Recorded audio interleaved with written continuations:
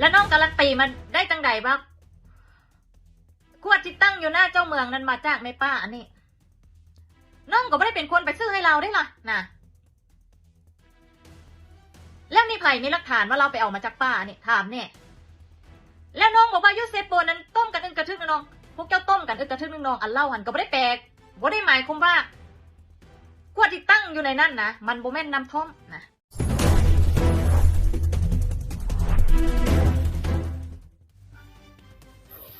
กล่าวสวัสดีครับ FC ทางฝั่งไทยและก็สบายดีพี่น้องเราทุกท่านเนาะขณะเนาะวันนี้เราพอกันอีกเช่นเก่าเช่นเดิมในช่องวันทิงทูโนหรือว่าเรื่องต้องฮู้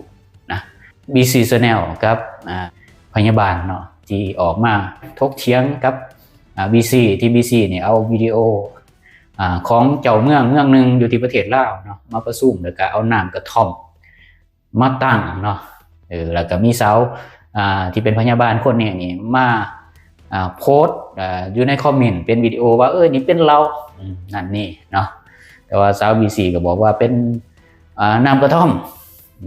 อันนี้แอดมินสิมาวิเคราะห์เนาะแอดมินสิเป็นกลางที่สุดสิบ่เข้าข้างบีซีเนาะแต่ก็สิบ่เข้าข้างพยาบาลคนนี้เนาะแอดมินสิบอกด้วยว่าต่อให้สิเป็นเราหรือว่าสิเป็นน้ำกระท่อมมันก็บ่สมควรเอามาตั้งอยู่นี่เนาะอันนี้เป็นกลางที่สุดเลยได้มันบ่สมควรจะเป็นเจ้าเมืองเนี่ยโพสต์ของเจ้าเนี่ยบอกมายืนยันว่าเป็นเรานี่สิฮักล้างบ่สิฮักล้างเรื่องการกระทำว่ามันสมควรบ่เอาขวดที่เห็นนี่บ่ว่าสิเป็นขวดเหล้าหรือขวดน้ำกระท่อมอิหยังก็แล้วแต่เจ้าคิดว่ามันสมควรบ่เป็นพนักงานน่ะมันสมควรบ่นะโอเคบัดนี้ในแง่มุมอีกมุมนึง GBC ว่าเป็นน้ำกระท่อมหรืออิหยังเนี่ยในเชิงวิพากษ์เชิงวิจารณ์เนาะคนลาวเมื่อได้ยินว่าคำว่าวิพากษ์วิจารณ์นี่บ่ได้แล้วบัดนี้เพราะว่าคนลาวยังบ่เคยสิ้นคำว่าวิพากษ์วิจารณ์เนี่ยในโลกประชาธิปไตยเนาะบ่ว่าสิเป็นประเทศไทยยังก็แล้วแต่เขามองเป็นกลางพี่น้องเขามองเป็นเรื่องปกติเป็นเรื่องทั่วไปเนาะบ่ได้มองเป็นเรื่องที่ผิดแปลกพิสดารในโลกของประชาธิปไตยเพราะว่าทุกคนมีสิทธิ์วิจารณ์มีสิทธิ์ปากเว้าเนาะมีสิทธิ์ถกเถียงแนวใดสงสัยแนวใดมันสิก่อที่มันผลเสียต่อคนส่วนรวมแน่นอนเนาะถ้ามันเป็นเราหรือเป็นน้ำกระท่อมนี่มันมีผลเสียในด้านจริยธรรมในด้านกฎหมายบ่เข้มงวดในด้านกฎระเบียบการประพฤติของเจ้าพนักงานหรือของเจ้าเมืองที่มันบ่สมมาพาควรแล้วมาโพดแล้วเอามาว่างไว้ดื่มไปกินแม้แต่ขวดเบียร์ก็ยังบ่ได้นะมันเป็นพฤติกรรมที่บ่เหมาะสมเนาะเจ้าเป็นพนักงานเจ้ากินเงินของภาษีของประชาชนแล้วเจ้ามาเฮ็ดพฤติกรรมแบบนี้มันบ่ถูกต้องเนาะถ้าแม่นว่ามาประชุมแล้วหรือมาเว้าเรื่องเวียกเรื่องงานหยังก็แล้วแต่ในท้องถิ่นเนี่ยยังมีพฤติกรรมแบบนี้เอาขวดน้ำกระท่อมหรือขวดเหล้าหยังก็แล้วแต่เนาะตามที่2คนนี่ถกเถียงกันเนี่ยมันบ่สมควรทั้งนั้นเลยเนาะสิ่งสำคัญนี่ถ้ามันเป็นน้ำกระท่อมแท้เนาะก็ต้องได้กวดสอบวินัยภาครัฐต้องกวดสอบวินัยเนาะต้องแสดงความบริสุทธิ์ต่อประชาชนบ่แม่นว่ามันบ่แม่นเขาจะว่ามันเป็นเหล้าแท้เนาะสมมุติว่ามันเป็นเหล้าแท้มันบ่แม่นน้ำกระท่อมต้องแสดงความบริสุทธิ์ออกมาก็ต้องพิสูจน์ออกมาเนาะแถลงข่าวออกมาว่านี่มันเป็นขวดเหล้า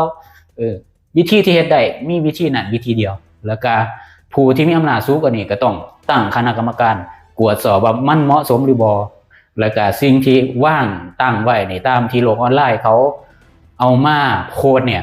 มันเป็นน้ำกระท่อมแท้หรือบ่เนาะถ้ามันว่าเป็นกลางถ้าว่ามีความยุติธรรมถ้ามันมีความโปร่งใสเนาะต้องเฮ็ดแบบแอดมินบอกอย่างเดียวพี่น้องเพราะฉะนั้นแล้วเนาะสำหรับคนบางกลุ่มเนาะถ้าแม่นว่าเห็นมีคนมาเว้ามาวิจารณ์แล้วนี่รับบ่ได้พี่น้องโดยเฉพาะแพทย์นางแพทย์คนนี้นะพยายามออกมาปกป้องเนาะสรุปปกป้องเจ้าพนักงานหรือเจ้าเมืองคนนี้ปกป้องเพื่อหยังแอดมินก็อยากเข้าใจปกป้องเพื่อหยังเพื่อว่าอยากให้เจ้าเมืองคนนี้บริสุทธิ์แม่นบ่ถึงมันว่าสิเป็นเราก็อย่าเพิ่นบริสุทธิ์แม่นบ่ล่ะหรือว่าพวกเจ้าคิดว่ามันเป็นเรื่องที่บ่หายแห้งให้อภัยเนาะจริยธรรมเนาะสิ่งที่เฮ็ดออกมาพฤติกรรมที่ซ้อออกมาแสดงออกมาเท่ากับการบ่ให้เกียรติเนาะเพราะว่าเจ้าเป็นเจ้าพนักงานเจ้าเป็นข้าราชการเจ้าเป็นพนักงานเท่ากับการบ่ให้เกียรติผู้ใดทั้งนั้นคือว่าเจ้าใส่สิทธิ์เหนืออำนาจคนอื่นคือว่าเจ้ามีสิทธิ์เหนืออำนาจคนอื่นเหนือกฎหมายเหนืออิหยังก็แล้วแต่ที่แน่นอนมันมีกฎระเบียบอยู่แล้วว่าห้ามดื่มสิ่งมึนเมาในมุ้งพนักงานในมุ้งข้าราชการในมุ้งเฮ็ดเวียกเขามีกฎออกมาเป็น ค้นเบิ่งมันมีกฎออกมาแต่ว่าบางคนอาจจะบอกว่าโอ้ไปประชุมหมู่บ้านหรือไปหารือทุกสิ่งทุกอย่างเนาะสิออกนอกเขตออกนอกตึกเคหสถานหม่องเฮ็ดเวียกก็อย่าในเวลาที่เจ้าลงเฮ็ดเวียกหรือว่าอาจสิเลยจริงเนาะสมมุติว่าไปประชุมตั้งแต่ 8:00 นหรือมันเลิกเวียกแล้ว5:00 นก็อย่า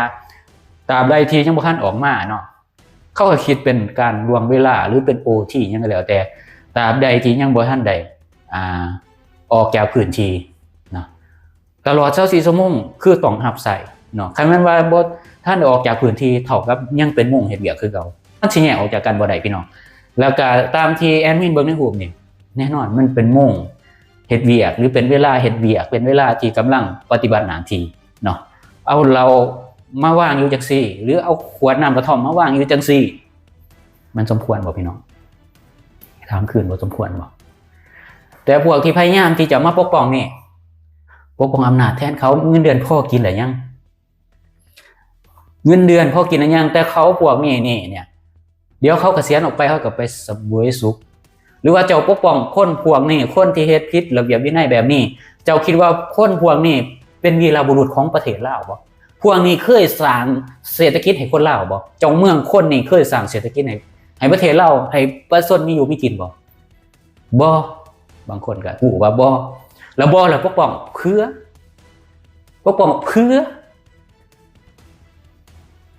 หรือว่าพวกเจ้าสึกว่ามาปกป้องพวกการนำระดับเจ้าเมืองนี่เฮ็ดผิดจังซี่นี่จะปกป้องชาติแม่นบ่พวกเจ้าคิดว่าพวกเจ้าปกป้องชาติหน้าตาของประเทศชาติข่อยฮู้ได้ว่าพวกเจ้าน่ะอ้าปากขึ้นมาข่อยฮู้เบิดข่อยเห็นเบิดลิ้นไก่ของพวกเจ้านะพวกเจ้าคิดง่ายเกินไปความคิดดีกับความคิดง่ายมันเป็นเส้นบางๆกั้นอยู่พี่น้องต้องแยกให้ออกว่าอันไหนคิดดีอันไหนคิดง่ายความคิดง่ายของพวกเจ้าคือการสนับสนุนให้มีพนักงานแบบนี้โอ้คันนั้นมีประชาชนแบบนี้โอ้ดีเว้ยคือพวกเจ้าเป็นคนสนับสนุนให้ชาติบ้านเมืองมันบ่มีความยุติธรรมพวกเจ้ากำลังทำลายหลักนิติธรรมของประเทศชาติพวกเจ้ากำลังทำลายกฎระเบียบทำลายวินัยของข้าราชการลาวของพนักงานลาวพวกเจ้าฮู้อยู่บ่เนี่ยหรือพวกเจ้าคิดง่ายเกินไปว่าพวกเจ้าออกมาแบบนี้พวกเจ้าปกป้องชาติปกป้องหน้าตา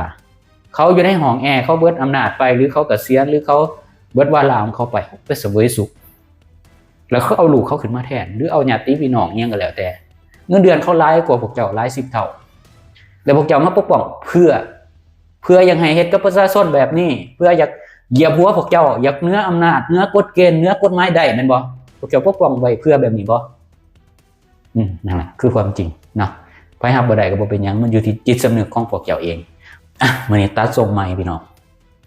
มันหมายความว่าจังได๋พี่น้องตัดทรงใหม่เล็บนี่ก็ต้องตัดนี่ยาวแหละมีขี้เล็บเซลล์หายในห่างกายมันมีแอนตี้เนาะครับเซลล์ที่เสียออกขี้ไข้เนี่ยมันขับออกเบิดได้เซลล์ผิวตายแล้วเนาะเคลื่อนว่าเซลล์ผิวที่มันตายแล้วมันหลุดออกเป็นขี้ไข้อันนี้คือธรรมชาติทุกสิ่งทุกอย่างถ้ามันบ่ดีมันก็ต้องพัดเปลี่ยนบ่แม่นว่าสิรับหูรับตาเอาไว้พวกเจ้าบ่อาบน้ำเขาอยากเอาขี้ไข้ไว้เป็นไปได้บ่โอเคสำหรับมื้อนี้ขอบใจขอบบุญขอบคุณสำหรับสิ่งที่ท่านให้เกียรติเข้ามาติดตามฟังชมหรือกดไลค์กด Subscribe เพื่อสิได้บ่พลาดคลิปต่อไป EP ต่อไปสำหรับมื้อนี้ขอกล่าวคำว่าสวัสดีครับสบายดีบาย